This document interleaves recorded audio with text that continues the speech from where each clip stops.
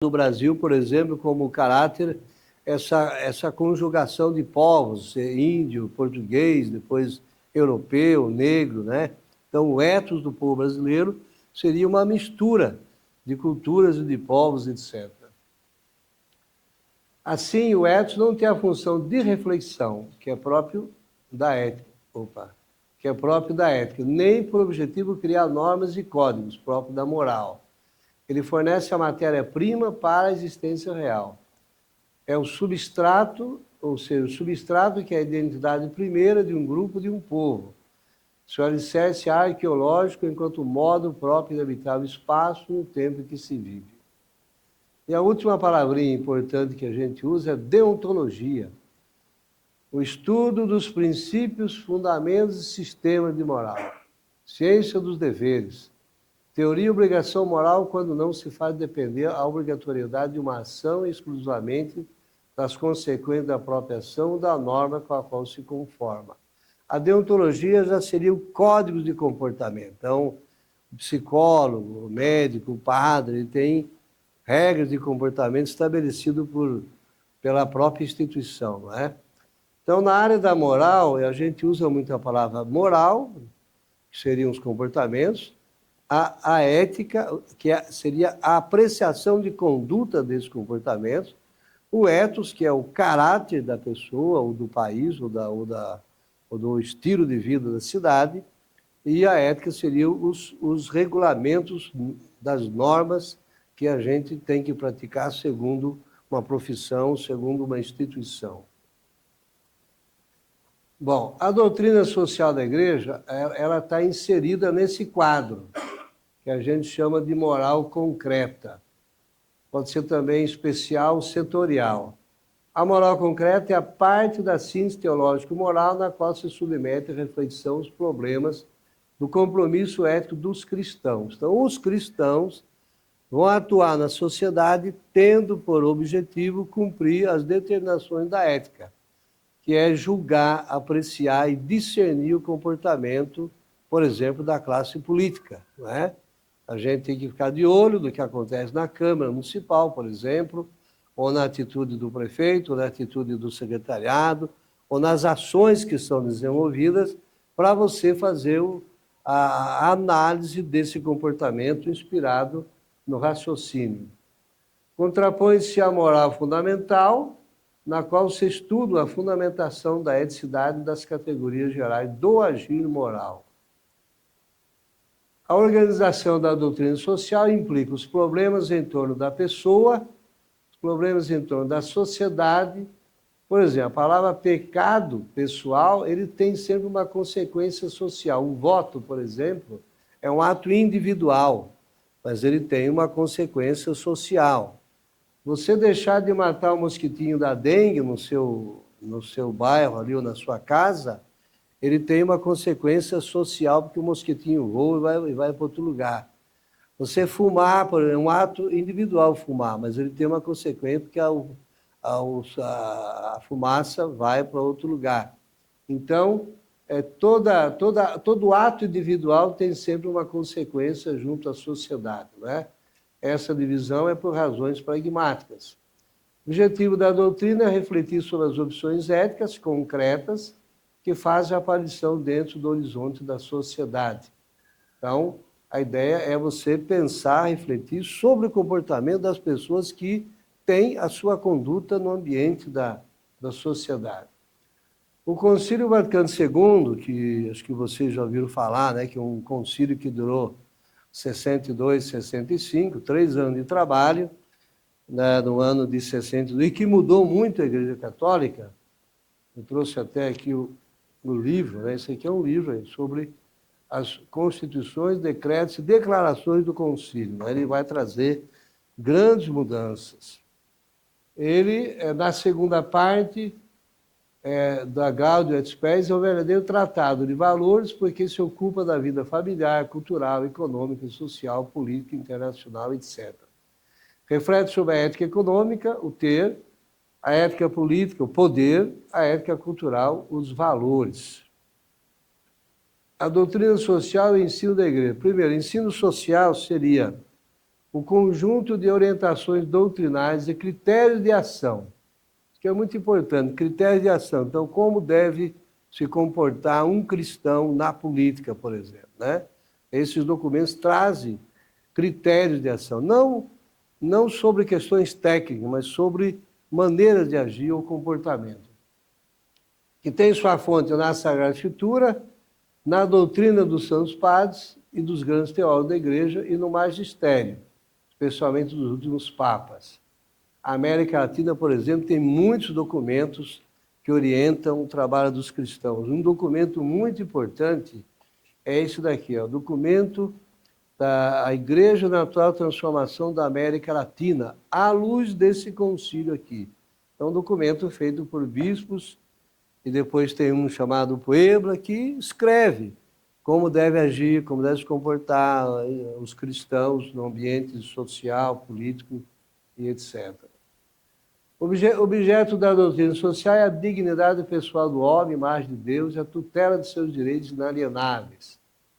De origem enquanto magistério, isso aqui é uma informação importante, de forma particular na encíclica Renovaram de Leão XIII, de 1891. 1891 é o marco do magistério da Igreja Católica na área da doutrina. Por isso, quando Paulo falou que a ADCE surgiu em 1931, na Bélgica, certamente esse documento influenciou a ideia de criar empresários cristãos, ser empresários que querem praticar o que ensina a doutrina na sua empresa. Então, empresa com valores, empresa com direitos humanos, empresa que tenha o comportamento adequado, etc. Né? Então, certamente, eles leram esses documentos e falaram, vamos ver como podemos aplicar essas ideias na nossa empresa, etc. Então, 1891 é um marco importante. Diferenças entre doutrina social, normas de conduta individual e ensino pastoral, orientações para o agir ético dos cristãos e para a sociedade. O ensino social é pastoral, direcionado à vida concreta do povo. Como problema humano, social tem dimensões éticas e envolve o homem todo. Os problemas sociais têm origem e raiz no pecado social. A gente pode falar muito do pecado pessoal, pecado social e pecado estrutural. São três formas de pecado. Aqui do santuário, por exemplo, enfatiza-se muito o pecado individual.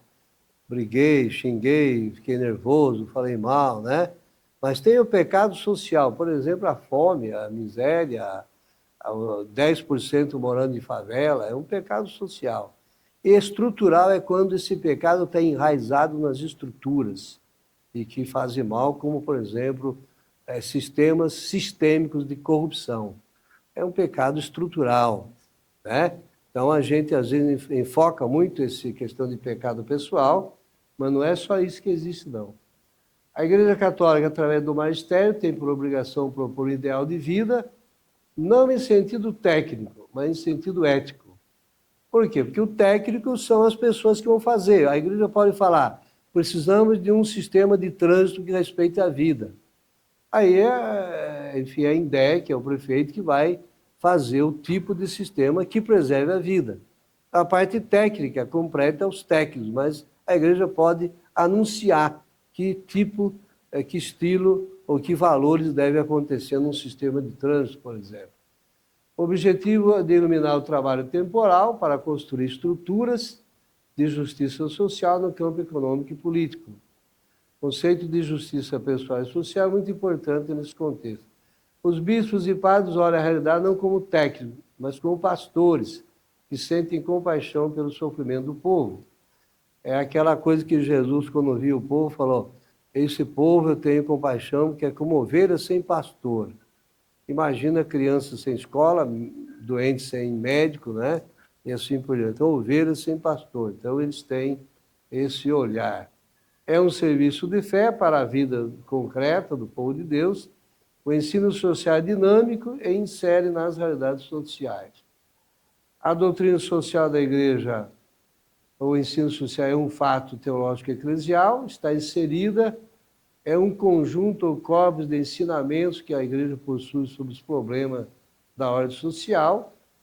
ela ganha destaque a partir dessa época. A Bíblia é o ponto importante, a igreja sempre está presente, a doutrina dos santos padres, as intervenções dos papas e a pregação dos pastores, sobretudo dos papas, né? Você vê que o Papa Francisco, todo domingo ele fala naquela praça, e todo domingo ele fala de problemas sociais, porque ele critica a guerra na Ucrânia, ele pede paz em Israel, ele fala da África, países de fome, violência, morte. Ele todo domingo ele fala para o mundo e ele enfatiza as questões sociais. Vários personagens de diferentes períodos dominaram as questões sociais. Por exemplo, Bartolomeu de las Casas é um santo importante, e pode considerar-se como doutrina social da igreja as intervenções dos papas, esse é o núcleo importante, e outras formas também, como discursos, cartas, semanas, alocuções. Os bispos, antigamente os bispos falavam mais, hoje estão falando menos. Não sei se vocês observam que tem a Assembleia da Conferência dos Bispos todo ano, mas durante a ditadura militar, por exemplo, era muito mais forte. Hoje fica aqui os cumprimentos, ao padre Transferete.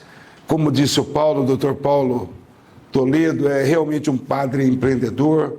Eu tenho uma aproximação com ele já também de algum tempo e ele corresponde à expectativa, principalmente daqueles que vivem, que têm essa devoção aqui pela nossa paróquia, Santuário Santa Rita de Cássia, pode confirmar isso.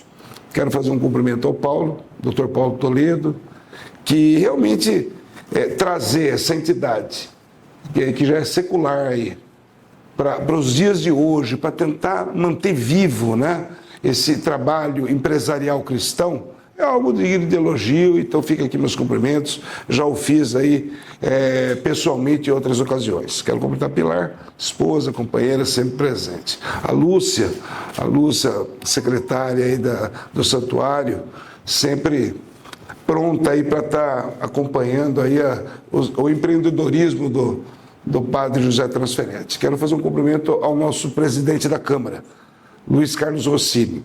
7 mandatos, não é fácil. A turma falou, olha, entrou...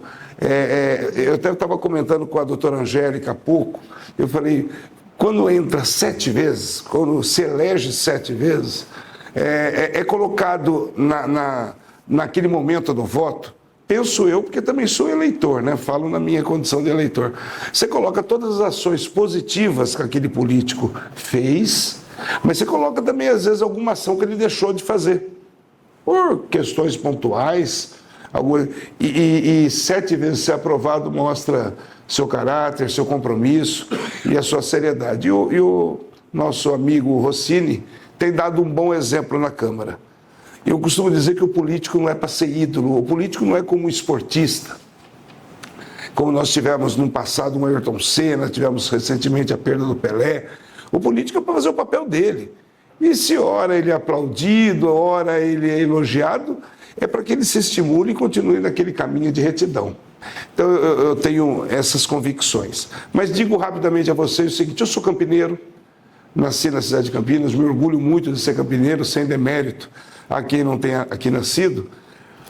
E desde que eu me conheço por gente, eu sempre pensei em ser político. Sempre. Fui líder estudantil. Lá atrás no Pio XII, eu ajudei a fundar na época da década de 70, 80, o Grêmio Estudantil. O tempo passou, fui para a universidade, fui para a PUC Campinas, e lá eu fui presidente do diretório acadêmico, fui delegado da UNE durante alguns anos, representando os estudantes de direito nos congressos nacionais. E no meu último ano, foi no ano de 88, foi o ano que, só para que a gente tenha referência, o ano que o prefeito Jacó Pittar iniciou o mandato dele de prefeito de Campinas, foi 88. 89. A eleição de 88, 89. Assumiu em 89, exatamente. Eu terminei a faculdade de Direito em 88, em 89 eu era presidente do diretório acadêmico, e naquele ano eu era um líder estudantil. Defendia algumas bandeiras que eu entendia importantes, nunca fui filiado a partido nenhum. Eu defendia as bandeiras do estudante, mensalidades mais baixas, melhores professores, melhor qualidade de ensino. E alguns partidos na época, Rossini, Padre Transferete, a todos os presentes, me procuraram, Rodrigo, para que eu saísse candidato. Eu tinha 24 anos. E apesar de eu gostar de política, Antônio, eu achava que eu não estava preparado para ser político. Eu não estava preparado para representar os anseios de uma sociedade que hoje, na minha maturidade, eu vejo que é muito heterogênea. E eu vejo que eu tive uma atitude correta. Eu achava que eu deveria me preparar melhor. Eu deveria terminar realmente a faculdade, entrar na OAB, que era essa a minha vontade, meu desejo, advogar, e assim eu fiz. Advoguei durante muitos anos, fui dirigente da OAB, fui diretor da OAB, fui coordenador das provas da OAB em toda a região de Campinas por 8 anos, lecionei em algumas faculdades de Direito durante 11 anos, e daí sim eu falei, agora me julgo preparado para ser candidato a vereador. Entrei na eleição em 2008, assumi em 2009. Então eu entrei em 2008, me reelegi em 2012, me reelegi em 2016, me reelegi em 2020 e me reelegi em 2024. Sempre com um tema que para mim sempre foi muito importante: ética e transparência na política. Essa foi sempre as minhas bandeiras. E na minha visão, dentro daquilo que eu entendia e entendo até de política, não tenho talvez todo o conhecimento, mas na medida que eu vejo que eu não estou no caminho certo, eu não tenho compromisso com o erro, eu procuro recuar, doutora Maurita, e tomar o caminho que pode ser o correto, pelo menos que é de um anseio da maioria, porque nós falamos lá pelas maiorias. E às vezes a minoria também reclama. Mas nós temos que falar pelas maiorias. E eu confesso a vocês que eu tenho, olhando para trás, eu acho que eu tenho procurado corresponder. As pessoas na rua têm sinalizado que eu estou no caminho correto. O vereador tem duas funções, duas. Claro que ele tem que atender um telefone, ele tem que receber uma pessoa num gabinete, ele tem que, às vezes, a demanda às vezes é de uma poda de árvore, é de tampar um buraco, de canalizar um córrego. São demandas do vereador. Ele materializa através de uma indicação, de um requerimento e encaminha para o prefeito municipal para que ele distribua as suas secretarias. Mas a função principal do vereador é fazer leis. E a outra função tão importante quanto fazer leis é fiscalizar o executivo. E já falo para vocês o seguinte, não sei se por sorte ou por azar, em razão do contexto da minha história, do período que eu entrei até os dias de hoje, eu sempre fui um vereador da base do prefeito. O partido que eu sempre representei ganhou a eleição apoiando ou fazendo parte do governo. Então eu sempre fui um vereador de base. E eu acho, não quero me alongar muito, mas eu quero dizer a vocês o seguinte: algumas pessoas, quando ouvem base, ficam até um pouco receosas. Às vezes gostariam mais quando é oposição. E eu digo que os dois papéis dentro da Câmara são extremamente importantes. Eu e o vereador Luiz Carlos Rossini somos do mesmo lado político. E lá nós temos vereadores da oposição. E eu digo que os vereadores da oposição têm um papel fundamental, importantíssimo. Porque às vezes a maneira com que eles se expressam, o ponto de vista, os argumentos que eles invocam, permite para nós. E eu falo para nós no plural, realmente, porque eu sei que o vereador Rossini tem muito desse procedimento de ouvir com atenção e respeitar posicionamentos até diferentes. Mas eles, às vezes, nos alertam de ponto de vista que, às vezes, o vereador da base, doutora Adriana, não tá às vezes, ligado, está distraído naquele momento que a cidade está vivendo. E aí nós temos que nos policiar e termos nossas ações políticas para que realmente seja esclarecido ou que realmente o governo receba um direcionamento também da Câmara Municipal. Mas eu digo a vocês o seguinte: sendo a função do vereador fazer leis, Lúcia, eu tenho no meu currículo mais de 250 projetos de leis, Rodrigo. É um número expressivo. Me orgulho de dizer isso. E nos mais diversos setores da vida em sociedade. Eu sou o primeiro vereador do Brasil, não é de Campinas, que fiz a lei da ficha limpa municipal no ano de 1990. Em 2009. Antes um pouco de começar aquele escândalo de corrupção que nós tivemos na Sanasa, um deputado federal havia apresentado a lei da ficha limpa federal para os políticos, salvo o melhor juízo, encabeçado por um deputado chamado Índio, e daí eu falei, caramba, se é importante o político ter ficha limpa, eu acho que é importante também os cargos comissionados serem respaldados com a regulação da ficha limpa. E criamos as normas da ficha limpa e aquele projeto foi gavetado 2 anos. Eu só consegui aprovar esse projeto depois que o prefeito, na ocasião, o prefeito em exercício, saiu, né, foi cassado, e daí conseguimos aprovar em final de 2010, 2011. Mas eu tenho 17 leis, ou de combate à corrupção, ou de transparência. Leis importantes, que de alguma maneira impactam na vida do gestor público, do agente público. Mas tenho leis na área da saúde, educação, proteção à criança, idoso, professor, eu procurei diversificar. E quando se fala no outro papel do vereador, que é fiscalizar o executivo, e eu fiz questão de falar um pouco antes que durante esses 4 mandatos que eu concluo agora no dia 31 de dezembro, eu sempre fui vereador da base, eu havia falado isso. E como um vereador da base fiscaliza o executivo? Fiscaliza sim. Só para que vocês tenham uma ideia, que veio na lembrança, na medida que eu ouvia com muita atenção a explanação do padre Trasferetti, há 4 anos atrás, amanheceu no telejornal que o SAMU estava sem ambulância. Sem ambulâncias. Ou seja, se alguém de nós, ou alguma família de nós, precisasse de ambulância, não tinha. Chegando lá, fui falar com a coordenadora de saúde, e até porque aquele cargo, coordenador de saúde, foi ocupado há 8 anos atrás pelo meu cunhado, que faleceu, o Hansen, que ajudou a criar o SAMU no Brasil, e daí ela falou, vereador, a matéria não é totalmente verdadeira. Nós temos 2 ambulâncias. Nós temos 2, para toda Campinas. Foi meio as outras ambulâncias.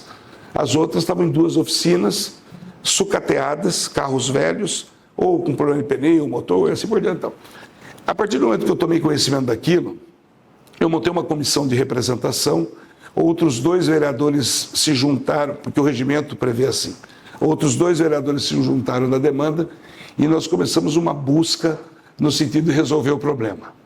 3, 4 meses depois, apresentando um relatório à Secretaria de Gestão e Controle, a Gestão e Controle encostou as ambulâncias nossas, que estavam dentro do quadro da propriedade do município, e entrou no processo licitatório.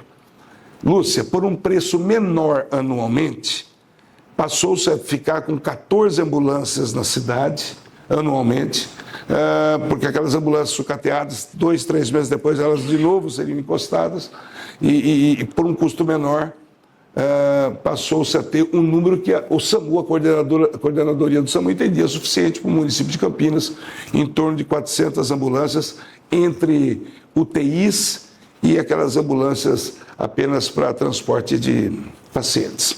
Então, quando você vê que você está na base, é uma maneira de fiscalizar o executivo quando você escuta os ruídos da rua. A rua é um sinal, a população de uma maneira... Claro, a população, nós vivemos numa cidade de 795 quilômetros quadrados, é uma cidade muito grande. Nós temos alguma coisa em torno de 470 bairros na cidade de Campinas. Uma cidade heterogênea, com várias realidades. Claro que muitos prefeitos, muitos homens públicos têm feito ações, as coisas vêm melhorando, mas às vezes não vêm na mesma proporção e na mesma rapidez que o cidadão comum, que paga imposto, que tem o seu negócio, que administra a sua empresa, consegue fazer. A vida pública ela é muito diferente. A vida pública, você trabalha com recursos da administração. E, às vezes, a gestão ela tem uma vocação na área da educação, e tem que manter a área da saúde, ela tem uma gestão mais na área de infraestrutura, e tem que manter a área da saúde e da educação, e aí é aquele malabarismo que o Executivo tem que administrar. Ele se propôs a isso, né?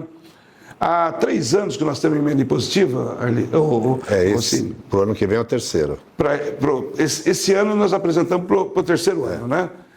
Então, em 2021 para 2022, nós passamos por força de lei que nós mesmos votamos, as emendas impositivas, que hoje está sendo muito discutido, inclusive no Congresso Nacional, está sendo pauta, inclusive, de ações, inclusive, do governo federal. Mas eu acho que foi um avanço que nós tivemos, porque até então a máquina pública ela é administrada pelo prefeito municipal. Cabe ao vereador fazer um ofício e dizer ao prefeito que determinada localidade depende de determinada infraestrutura. Cabe ao vereador fazer uma ação e pedir para que seja direcionado verba para um centro de saúde. Mas de 3 anos para cá nós tivemos um pouco mais de estrutura, porque sou eu que visito, eu digo eu, individualmente falando, mas somos nós, vereadores, que temos a obrigação de visitar entidades assistenciais, e eu me orgulho de dizer que nesses anos, dentro da fala que o senhor fez da explanação, padre, eu enviei R$800 mil para o Hospital da PUC, 400 mil para o Hospital da Maternidade de Campinas para comprar respiradores para UTI neonatal.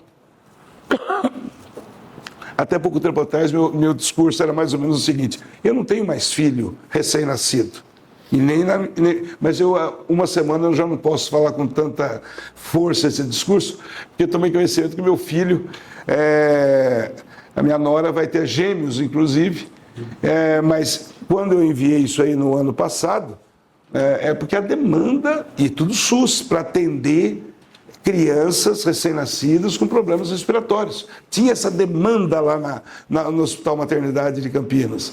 Então, no Hospital da PUC compramos equipamentos de fisioterapia. Então, eu vejo o seguinte, essas ações que nós fizemos, esses movimentos que nós fizemos para poder, vendo a realidade de determinada região, de determinada entidade, de determinado ente, fez com que o vereador pudesse ter um pouco mais de flexibilidade.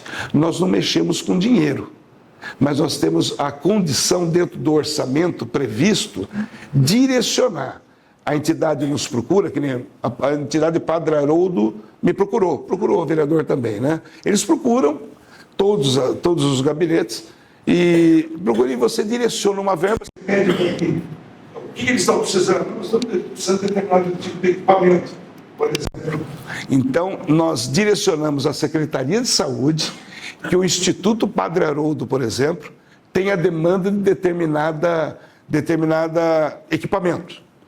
E aí eles fazem, lá na Secretaria de Saúde é feito o processo licitatório, cabe à instituição fazer a comprovação de todos os documentos necessários, ou seja, o vereador é um interlocutor, ele é um intermediário, ele é o aproximador da entidade que precisa do poder público, porque é muito distante, até então era tudo concentrado no prefeito, e o prefeito é um só, muito embora ele tenha a condição, mas ele é um só.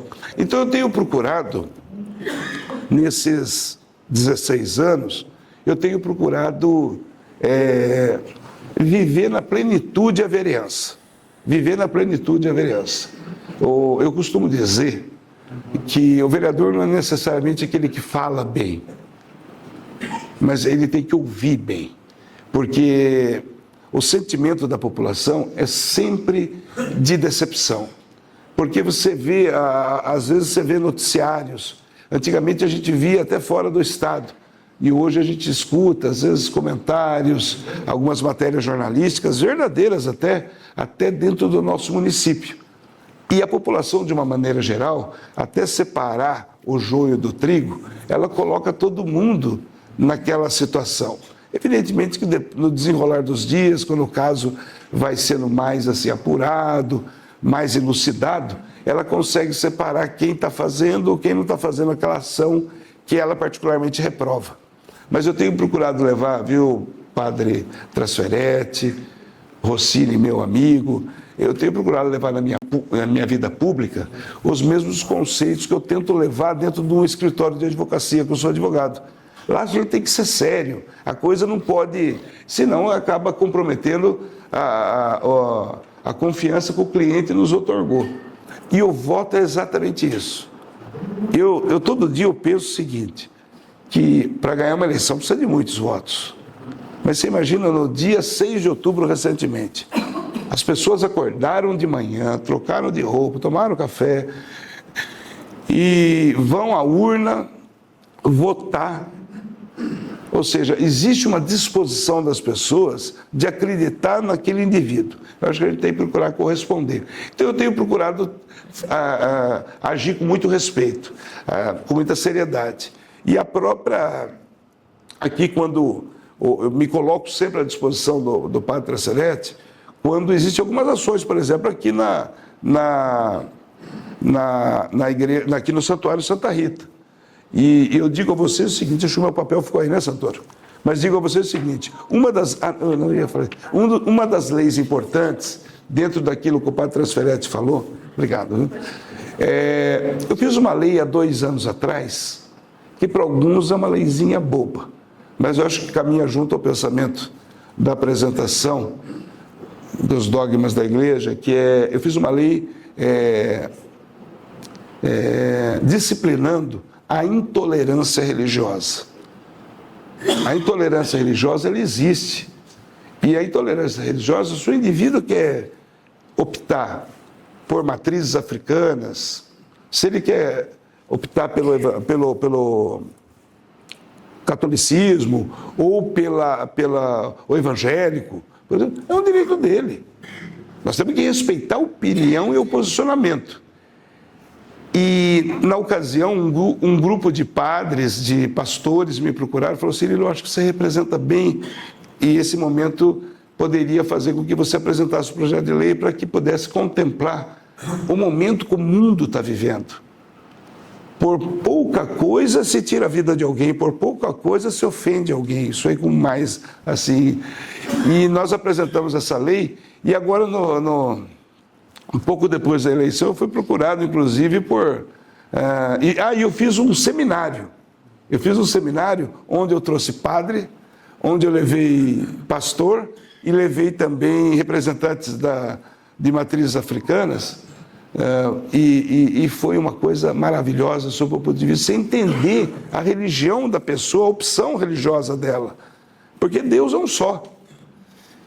E então eu tenho procurado agir assim com bastante respeito, temendo sempre a Deus, procurando fazer com que eu possa realmente corresponder, principalmente à expectativa das pessoas que confiaram e, como eu havia dito, no dia, por exemplo, na última eleição, 6 de outubro, foi votar na gente, né? Então eu tenho procurado fazer isso. E eu católica, eu tenho inúmeras ações das mais diversas igrejas nos 4 cantos da cidade.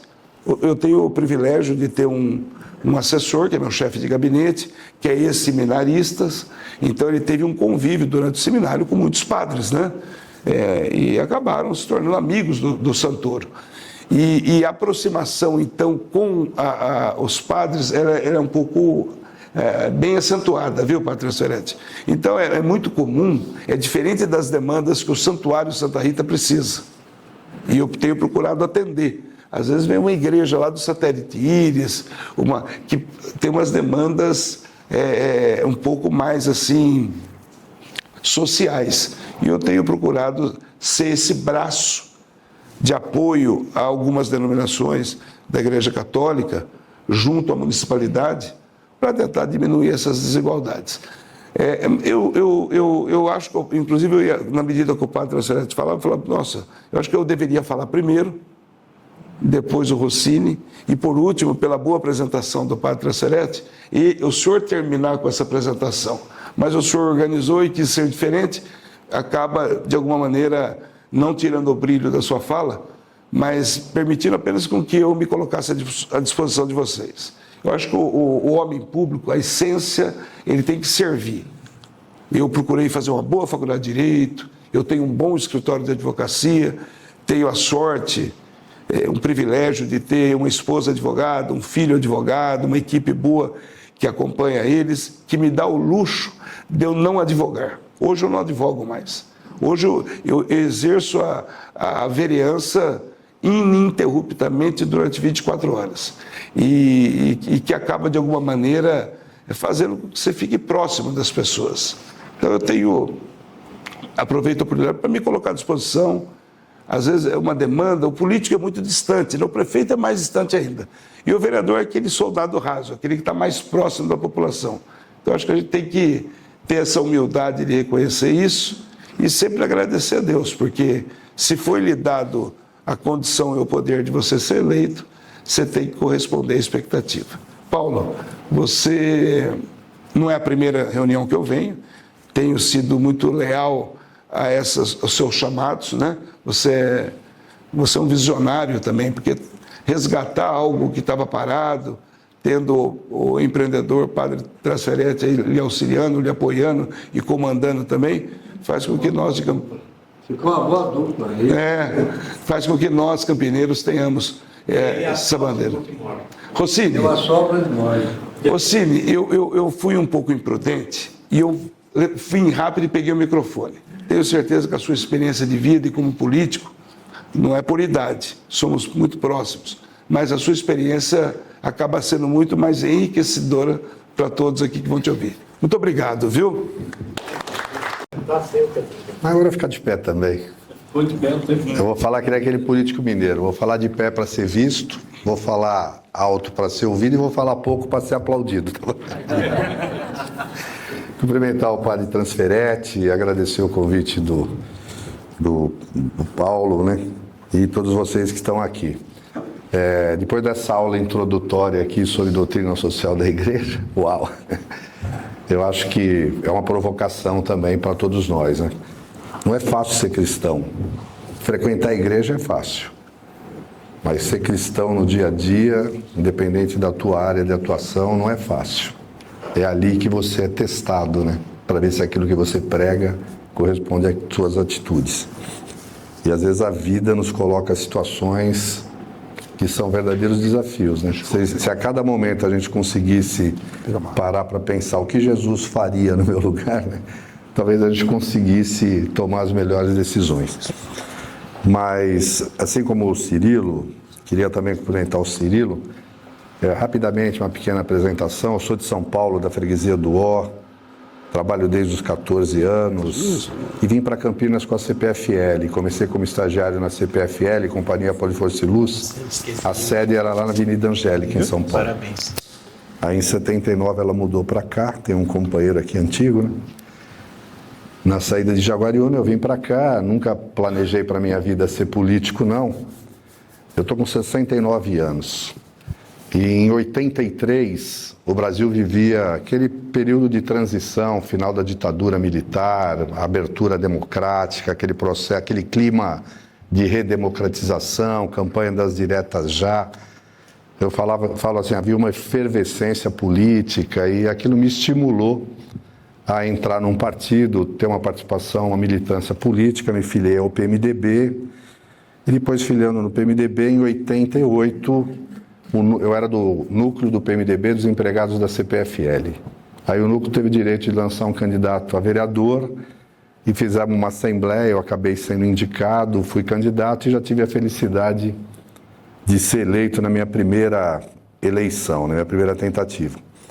Mas tem uma coisa que marca a minha trajetória e eu acho que faz conexão com um pouco com a doutrina social, os princípios da doutrina social da igreja. Enquanto meu pai era vivo, tudo o que eu fiz na minha vida, eu pedi a bênção para ele. Meu pai era metalúrgico, não tinha 4º ano primária, minha mãe era doméstica, faxineira, né? Eles fizeram isso aqui para criar 4 filhos, trabalhando, estudando, consegui fazer uma faculdade, enfim, construí uma carreira na CPFL. Mas quando eu fui indicado candidato a vereador pela CPFL, eu fui para São Paulo. Meu pai morava lá. E foi falar, pai, eu vou sair candidato a vereador em Campinas. O que o senhor acha? Pedi a opinião dele, né? Olha que a preocupação de um pai. A primeira coisa que ele falou: meu filho, isso não vai te prejudicar na empresa? Porque ele sabe o que eu ralei, né, de estagiário. Eu era gerente de departamento, né? Tava uma trajetória profissional. Aí eu falei: não, pai, pelo contrário. Na época a CPFL era uma empresa pública, né? Era uma estatal. O governo do estado era do PMDB, o Quercia era o governador. E eu estava saindo candidato pelo PMDB. Eu falei: não, pelo contrário, o pessoal está até me estimulando. Aí ele olhou bem para mim e falou: tá bom, meu filho, você quer entrar para a política? Só vou te pedir uma coisa. Eu nunca quero ouvir falar mal de você, né? Então, com a simplicidade dele, esse nunca quero ouvir falar mal de você, eu sei o que ele quis dizer. Então, desde o meu primeiro mandato, eu procurei pautar a minha atuação com muita seriedade, com ética, transparência. E ainda no primeiro mandato, eu tive uma conversa com Dom Gilberto Pereira Lopes. E aí ele me apresentou, falou: Rossini, Carta de Puebla, opção preferencial pelos pobres. Ele falou: faça isso, né? A igreja recomenda esse olhar especial, principalmente para os pobres. E assim, nos meus mandatos, eu sempre atuei muito na periferia de Campinas, né? Conhecendo as demandas e procurando ajudar a melhorar um pouco a vida daquelas pessoas. O Cirilo, como advogado, e a gente aprende todo dia que ele sobe na tribuna, porque ele sempre dá uma aula para nós, né? E é campeão de leis de combate à corrupção na Câmara, isso é real. Mas uma das funções do vereador é quando você depara com uma demanda, um problema da sociedade, alguém traz, é você tentar, como é que você faz para resolver aquilo? E normalmente a ação que a gente faz é tentar levar isso através de leis ou aprimorar as políticas públicas que a prefeitura tem que colocar em prática para atender as pessoas na área da saúde, da educação, da habitação, da segurança, do trânsito, né? E na periferia é que a gente percebe que eles têm mais necessidade da presença do Estado, da mão do Estado. Então eu acabei direcionando muito o meu mandato para essas atuações, um pouco não sob esse olhar, essa recomendação na época do Dom Gilberto. Tenho algumas leis também, o vereador não é um cara iluminado que acorda um dia, tive uma ideia. Normalmente a gente é provocado como representante da população, as pessoas trazem o problema e a gente tenta ver como é que a gente ajuda a resolver o problema, né? Por exemplo, no meu primeiro ano do meu primeiro mandato, fui procurado por uma companheira nossa da CPFL, que ela falou: Rossini, me ajuda, ela tinha um filho com 17 anos, dependente de cocaína. Preciso ajudar a internar meu filho. Aí eu fui na Secretaria Municipal de Saúde, fui no Hospital Mário Gatti, fui no Celso Pierro da PUC, no Hospital das Clínicas da Unicamp. Em 1989 não havia nenhuma ação de política de saúde pública para tratar um dependente químico, né? Aí depois de perambular, porque aí você não leva no Padre Haroldo. Não tinha Shopping Iguatemi, tinha só, né, a APOT, Associação Proteção, Oração e Trabalho. Eu fui lá. Enfim, depois de internar o menino, o Padre Haroldo, uma pessoa fantástica, os últimos 30 anos da vida dele, eu trabalhei com ele. Aí depois de conseguir a internação do menino, ele olhou e falou assim: Doutor Rossini, o senhor quer ajudar o Paulinho? Que era o nome do garoto. Eu falei: claro, padre. Então, pois fique o senhor sabendo que, como este, existem dezenas, centenas, talvez milhares de Paulinho precisando de ajuda. O senhor, como autoridade, eu já era vereador, faça alguma coisa. Meu Deus, aquilo me chacoalhou. Aí fui pesquisar, apresentei um projeto de lei criando o Conselho Municipal de Entorpecentes, que hoje é o Conselho Municipal de Política sobre Drogas, e passou a ser um fórum de discutir como levar para dentro da prefeitura ações de políticas públicas para tratar dessa questão das drogas. Prevenção, tratamento, apoio às famílias. E dediquei muito tempo da minha atuação e do meu mandato nessa área.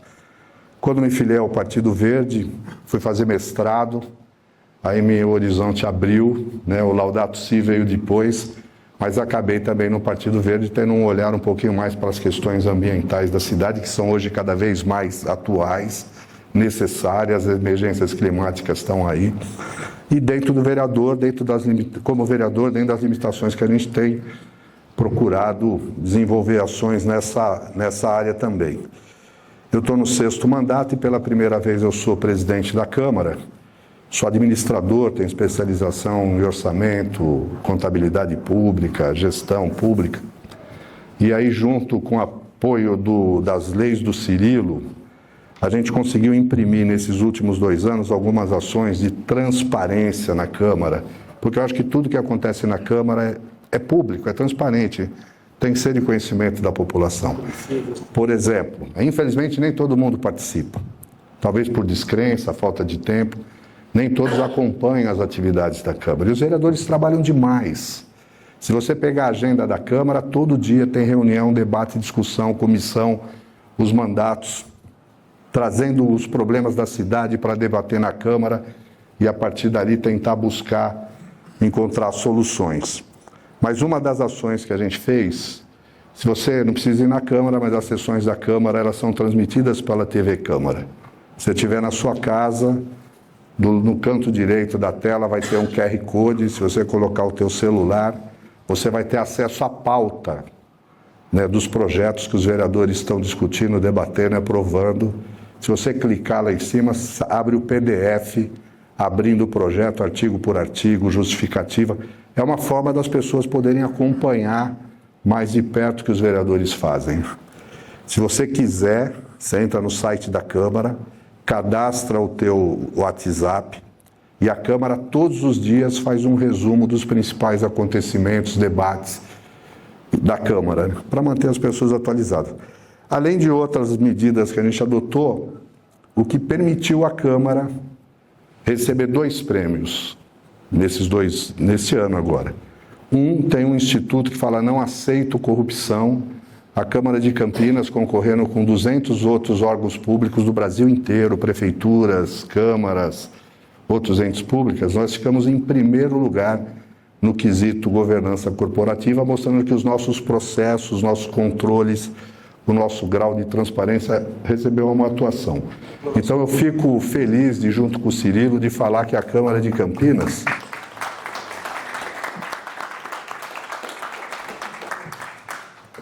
mostrar assim, que cada centavo que a Câmara gasta é feito com transparência, com seriedade, com honestidade, todos os processos, respeitando integralmente a legislação.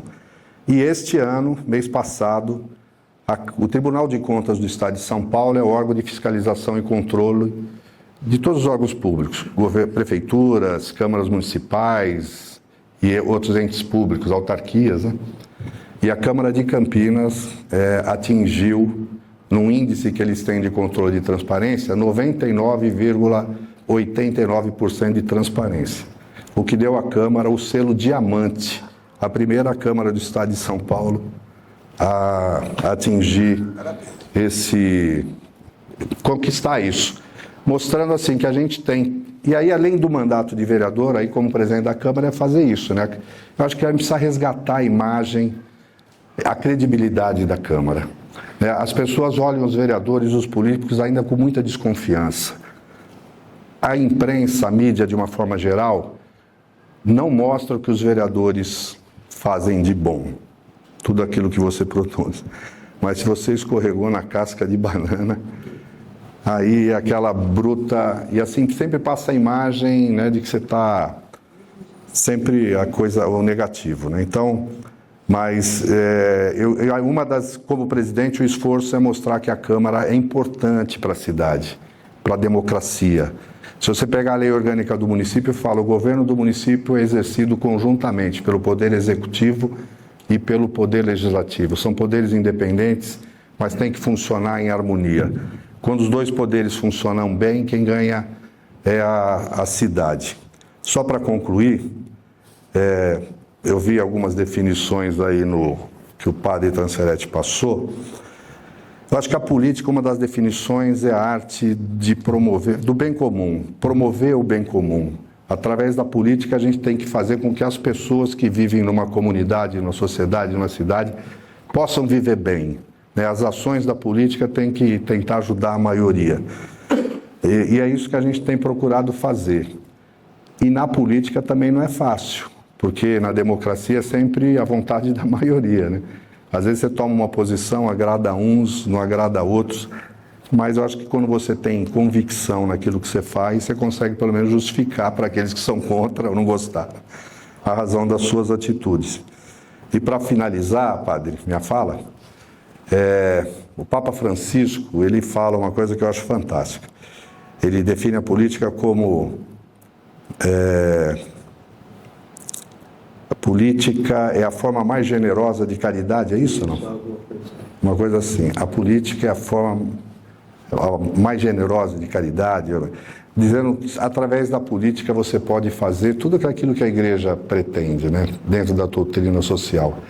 Né? Levar o bem-estar, qualidade de vida, proteção, saúde, para as pessoas viverem bem. Eu acho que o projeto de todo mundo é ser feliz, né? Responder os seus valores, suas crenças, as suas necessidades. E é isso que a gente tem procurado fazer como vereador.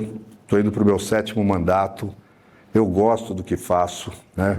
Faço política por ideal, não fiquei rico na política, né? Continuo, hoje eu já sou aposentado da CPFL, então, mas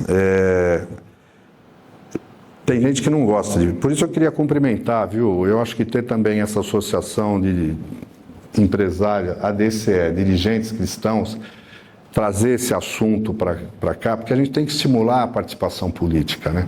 As pessoas têm que estar atentas, todos podem contribuir. Nós somos representantes da população, às vezes uma ideia, um problema, uma demanda pode ser uma forma até de potencializar os mandatos, né? E a gente juntos pensar ações para melhorar a cidade em que a gente vive. Então, parabéns pela iniciativa, pela DCE, obrigado pelo convite. Se vocês quiserem perguntar alguma coisa, nós estamos por aí. Gratidão por poder participar desse momento com vocês. Obrigado.